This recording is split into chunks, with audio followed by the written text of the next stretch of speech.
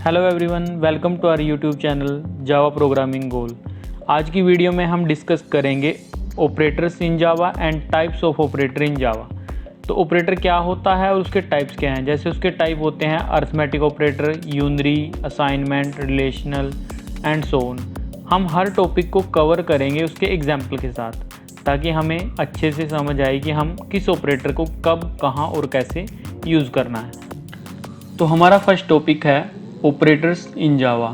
तो इस एग्जांपल को शुरू करने से पहले हम एक बार अपनी वेबसाइट से थोड़ा सा रीड कर लेते हैं कि ऑपरेटर होते क्या हैं। किसी भी प्रोग्रामिंग लैंग्वेज में ऑपरेटर्स सिर्फ एक सिंबल्स होते हैं जिनको हम यूज़ करते हैं ऑपरेशन परफॉर्म करने के लिए। जैसे हम अपने डेली लाइफ में कुछ मैथमेटिक ऑपरेशन परफॉर्म करते हैं, लाइक सम करना, सब्ट्रैक्ट करना, मल्टीप्लाई करना, तो वो सब ऑपरेटर हैं। बट एक प्रोग्रामिंग लैंग्वेज में ये मल्टीपल टाइप के हो सकते हैं। जैसे हमारे पास यहाँ पे बहुत टाइप के ऑपरेटर्स हैं जो हम वन बाय वन डिस्कस करेंगे और कैसे हम उनको यूज़ करेंगे वो सारे एग्जांपल्स भी देखेंगे। तो अब हम चलते हैं अपने एग्जांपल पे। तो सबसे पहला टॉपिक है हमारे पास यहाँ पे अरिथमेटिक ऑपरेटर।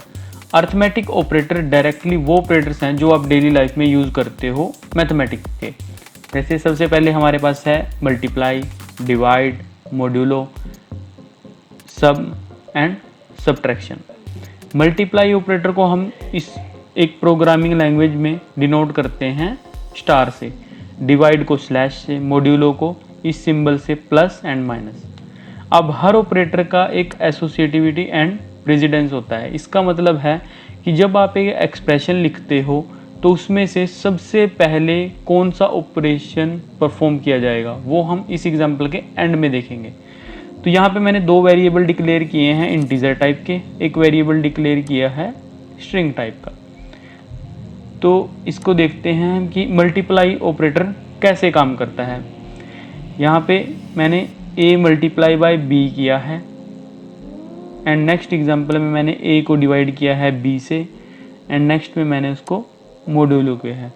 ये वाला ऑपरेटर हमेशा हमारा रिमाइंडर प्रिंट करता है। सपोज करो यहाँ पे a की वैल्यू 10 है, b की वैल्यू 5 है, तो जब 10 को 5 से डिवाइड करेंगे तो जो रिमाइंडर बचेगा वो प्रिंट होगा। तो यहाँ पे ये 0 प्रिंट करेगा क्योंकि वो डायरेक्ट डिवाइड हो जाता है। अगर वो 11 होता तो 1 प्रिंट होता।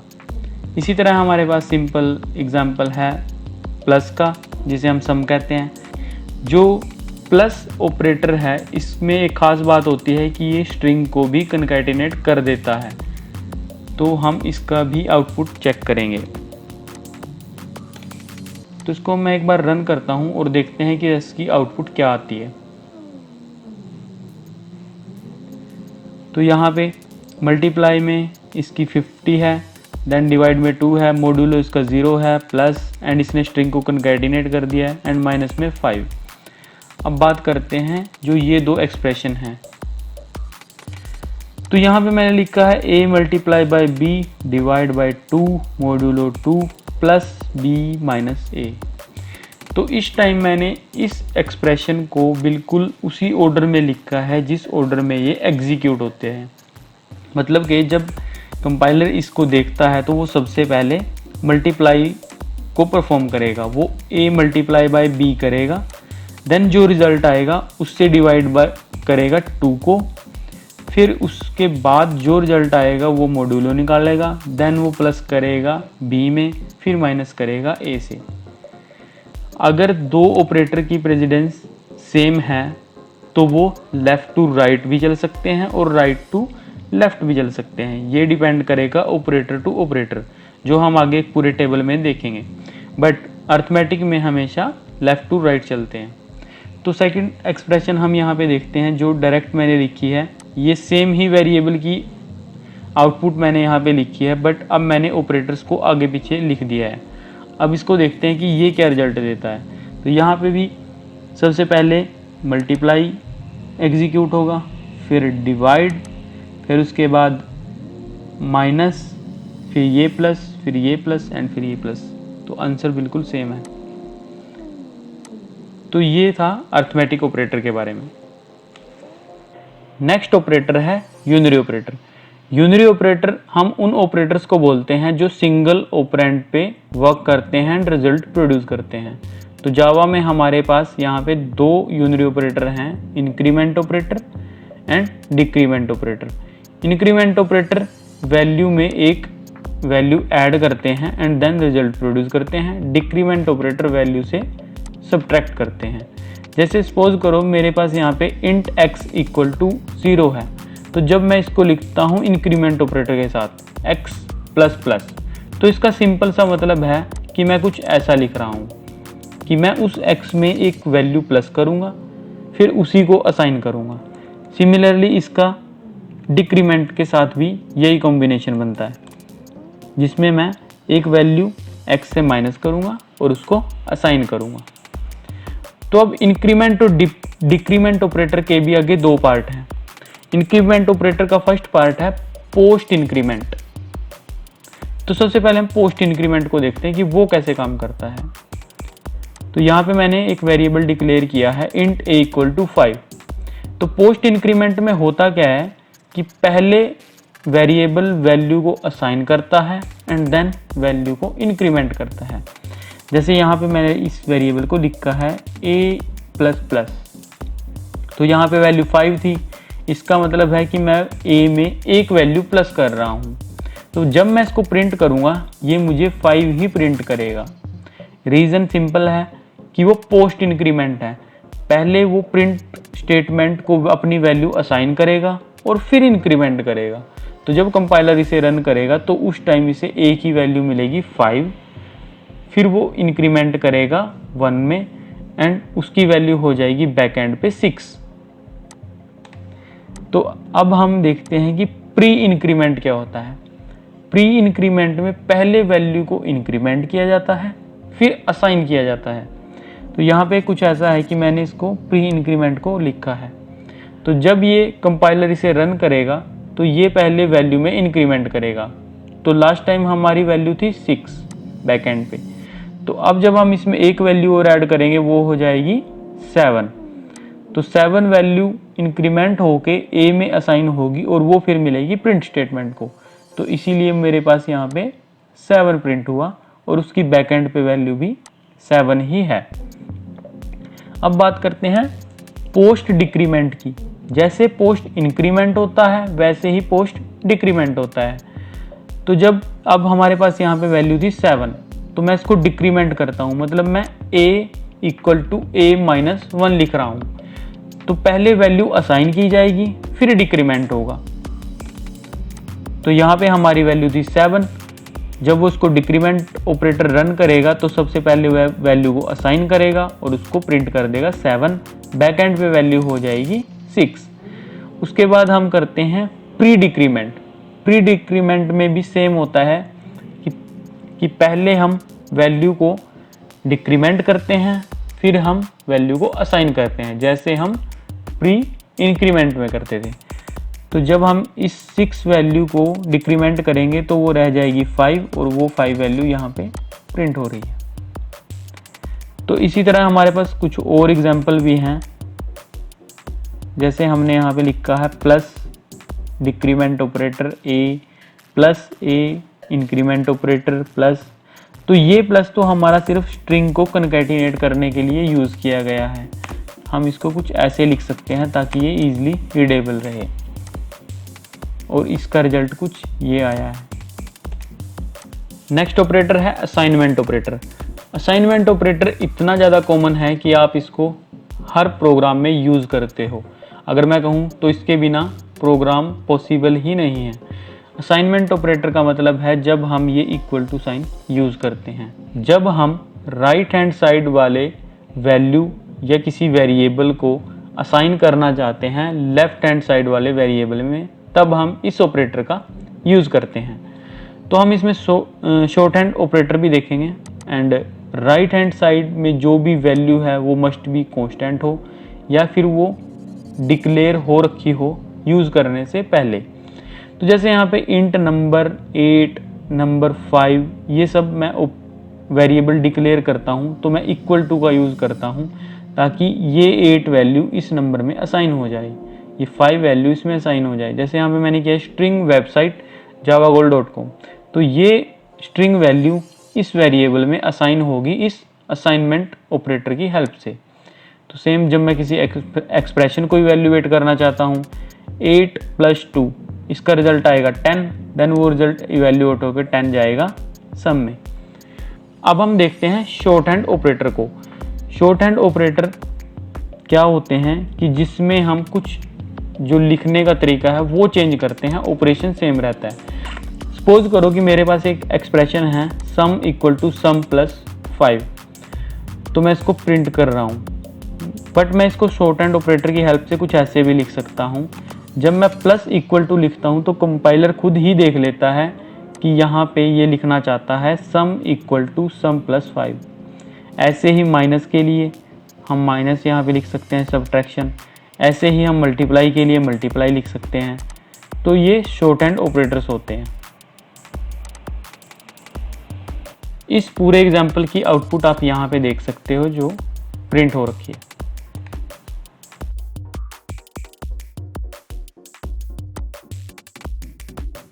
नेक्स्ट है रिलेशनल ऑपरेटर। रिलेशनल ऑपरेटर हमारे पास काफ़ी इंपॉर्टेंट होते हैं एक प्रोग्रामिंग लैंग्वेज में प्रोग्राम को रन करने के लिए, क्योंकि ये बहुत ज़्यादा यूज़ होते हैं। तो इसमें हमारे पास होता है equal to, not equal to, less than और इक्वल टू, ग्रेटर देन और इक्वल टू।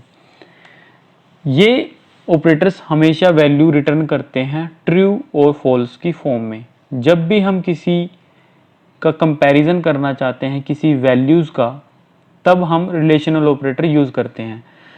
यहाँ पे मैंने कुछ वेरिएबल्स डिक्लेयर किए हैं जिनकी वैल्यू मैंने कुछ रखी है, तो मैं उन वैल्यूज़ को कंपेयर कराना चाहता हूँ, तो मैं रिलेशनल ऑपरेटर का ही यूज़ करूँगा। जैसे मैं देखना चाहता हूँ कि ए और बी क्या दोनों सेम वैल्यू है, तो मैं यूज़ करूँगा ए इक्वल टू बी। आपको बस एक बात ध्यान रखनी है, जब आप सिंगल इक्वल टू यूज़ करते हो तो उसका मतलब है आप असाइनमेंट ऑपरेटर का यूज़ कर रहे हो। जब आप डबल का यूज़ करते हो इसका मतलब है आप उन दोनों का इक्वालिटी चेक कर रहे हो। तो यहाँ पे मैं a इक्वल टू बी लिखता हूँ और नीचे मैंने लिखा है a इक्वल टू सी।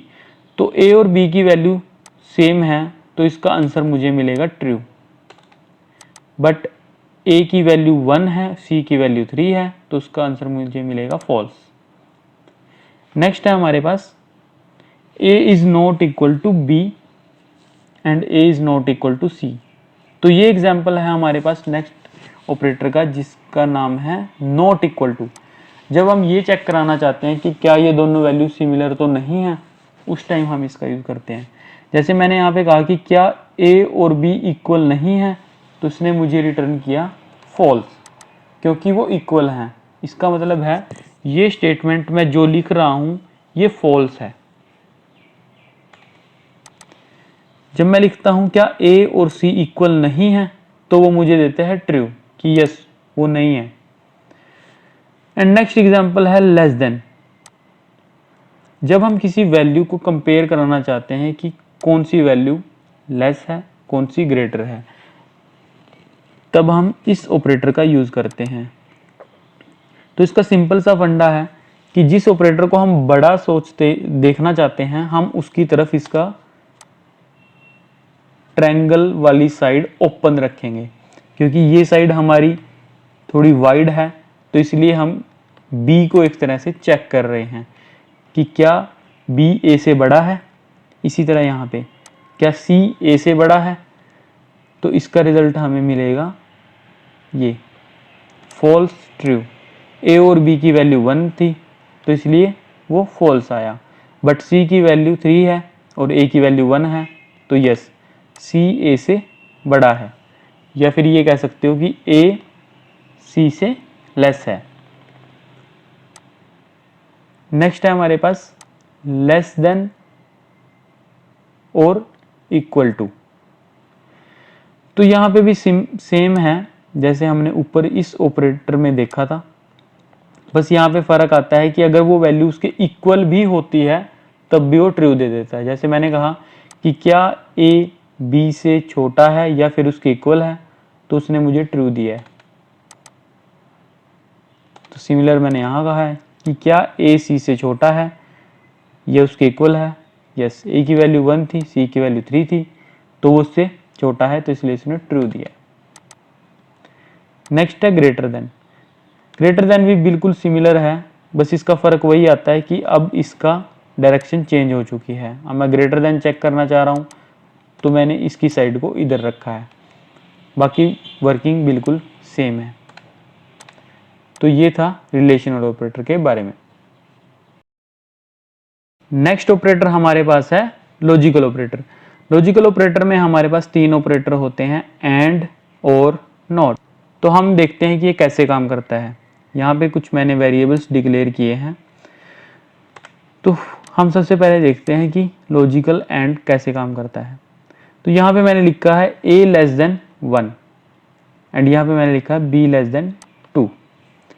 तो ये स्टेटमेंट मेरी a लेस देन 1, a 0 है, ये मुझे देगा true, and b less than 2 ये भी मुझे ट्रू देगा क्योंकि b की वैल्यू है 1। तो लॉजिकल ऑपरेटर हमेशा एंड में वैल्यू को लेके चलता है, मतलब वो दोनों साइड को इवेल्युएट करेगा और अगर दोनों ही ट्रू हुई तब रिजल्ट देगा ट्रू, अगर एक भी फॉल्स हुई तो वो रिजल्ट देगा फॉल्स। तो यहाँ पे ऐसा ही कुछ है, ये इसकी लेफ्ट में जो स्टेटमेंट लिखी है उसने भी ट्रू दिया है एंड जो राइट में लिखी है उसने भी ट्रू दिया है। तो लॉजिकल ऑपरेटर हमेशा दोनों साइड को चेक करता है फिर रिजल्ट देता है। तो जब ये पूरी का इसका रिजल्ट रिटर्न करेगा ट्रू, तब इफ स्टेटमेंट चलेगी एंड ऑपरेशन हमारा यहाँ पे प्रिंट हो जाएगा एंड ऑपरेशन इज एग्जीक्यूटेड। अब हम इसका दूसरा नेगेटिव केस देख लेते हैं जिसमें मैंने कहा है कि a लेस देन 0 जो कि ट्रू नहीं है, तो इसका पहले ही रिजल्ट आएगा फॉल्स। तो लॉजिकल ऑपरेटर में खास बात होती है कि अगर फर्स्ट स्टेटमेंट ही फॉल्स आ गई तो वो इस स्टेटमेंट को कभी एग्जीक्यूट करेगा ही नहीं, क्योंकि उसको हमेशा दोनों साइड ट्रू चाहिए।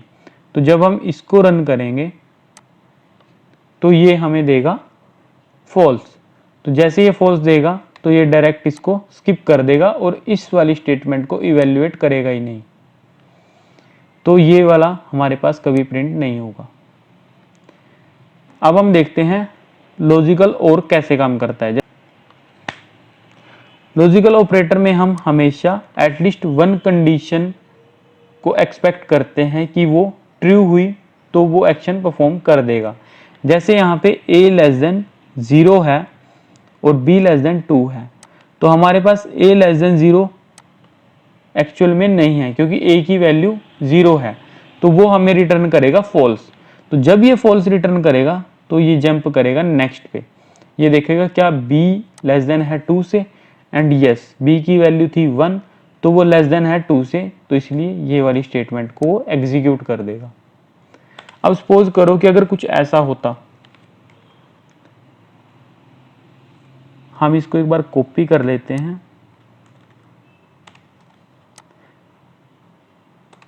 अगर कुछ ऐसा होता और हम इसको यहां पे रख देते हैं,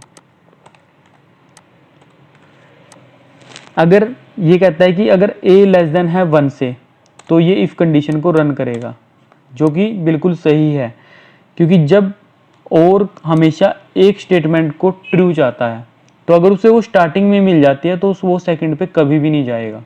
अगर मैं इसको यहाँ पे ये भी कर दूं, ये तब भी मेरा रन होगा क्योंकि उसको सिर्फ 1 स्टेटमेंट की नीड होती है जो ट्रू मिल जाए। तो अगर वो उसको स्टार्टिंग में ही मिल जाती है तो वो आगे फॉरवर्ड नहीं होता, बट अगर उससे स्टार्टिंग में वो ना मिले, जैसे उसको यहाँ पे नहीं मिली थी, तब वो नेक्स्ट ऑपरेशन पे जाता है। और अगर उसको वो यहाँ पे भी ना मिलती तो अगर हमारे पास यहाँ कोई और ऑपरेशन होता कुछ ऐसे, तो फिर वो यहाँ पे जंप करता एंड फिर इसको वो चेक करता। तो कुछ इस तरह काम करता है और ऑपरेशन। अब बात करते हैं नोट ऑपरेशन। नोट ऑपरेशन बिल्कुल सिंपल है एंड ये एक यूनरी ऑपरेटर है क्योंकि सिंगल ऑपरेंड पे ही काम करता है। किसी वैल्यू को रिवर्स करना इसका काम है। जैसे सी को मैंने डिक्लेयर किया है सबसे ऊपर फॉल्स, तो सी के आगे जब मैं नोट लगाऊंगा तो फॉल्स का अपोजिट ये उसे ट्रू कर देगा, और अगर सी ट्रू होता उसके आगे मैं नोट प्लेस करता तो उसे फॉल्स कर देता। तो इसीलिए यहाँ पे ये वाली स्टेटमेंट एग्जीक्यूट हुई है। नेक्स्ट है हमारे पास टर्नरी ऑपरेटर।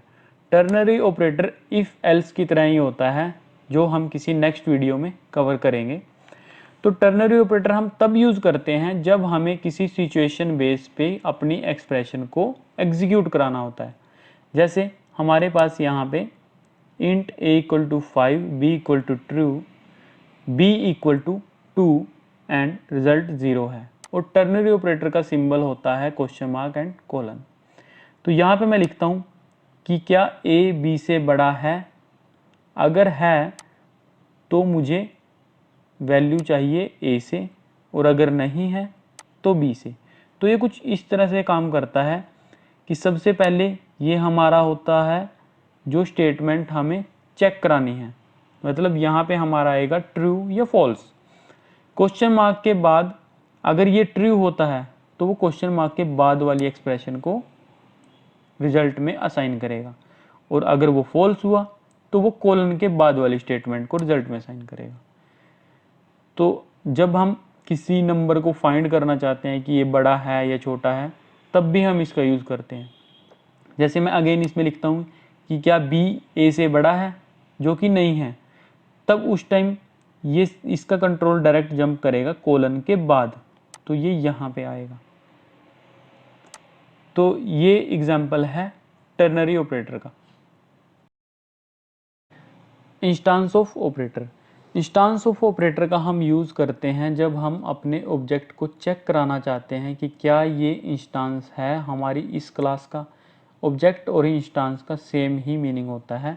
तो जैसे मैंने यहाँ पे एक क्लास बनाई है इंस्टांस ऑफ ऑपरेटर, जिसमें मैंने एक ऑब्जेक्ट क्रिएट किया है। अब अगर मैं इसको चेक करना चाहता हूँ कि क्या ये इसी क्लास का इंस्टांस है या ऑब्जेक्ट है, तो मैं यूज़ करता हूँ इंस्टांस ऑफ। अब मैं इसको रन करके एक बार देखता हूँ कि ये क्या आउटपुट देता है।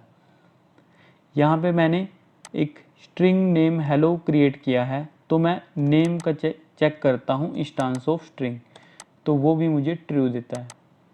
फिर मैंने एक एरे लिस्ट क्रिएट की है, देन उसका मैं इंस्टांस चेक करता हूँ तो मुझे ट्रू मिलता है। अगर मैं इंस्टांस ऑफ चेक करना चाहता हूँ नेम का, जो कि एक स्ट्रिंग टाइप का था, और उसका चेक करना चाहता हूँ क्लास के साथ इंस्टांस ऑफ के साथ, तो दोनों में कोई कंपैटिबिलिटी नहीं है, तो इसलिए मुझे कंपाइल टाइम पे एरर शो हो रही है कि इनकन्वर्टिबल टाइप्स, क्योंकि दोनों आपस में कॉमन नहीं है। अब हम बात करते हैं precedence and associativity of operator in Java. तो ये हमारे पास सारे ऑपरेटर हैं जो अभी हमने डिस्कस किए हैं। तो ये कब कैसे रन होंगे और किस पैटर्न में चलते हैं, तो ये हम यहाँ पे इस टेबल से देख के चेक कर सकते हैं और इनको एग्जीक्यूट भी कर सकते हैं। यहाँ पे मैंने ये सारे एग्जाम्पल क्रिएट किए हैं जो मैंने अभी आपको शो किए थे, और आप यहाँ से एक क्विज़ भी ट्राई कर सकते हो जब आप इनको परफॉर्म कर लोगे कि ये क्या क्या रिज़ल्ट देते हैं। तो अगर आपको ये सारे टॉपिक पढ़ने हैं तो आप हमारी वेबसाइट javagoal.com से रीड कर सकते हैं। एंड अगर वीडियो अच्छी लगी हो तो लाइक करना, शेयर करना एंड चैनल को सब्सक्राइब करना। Thank you.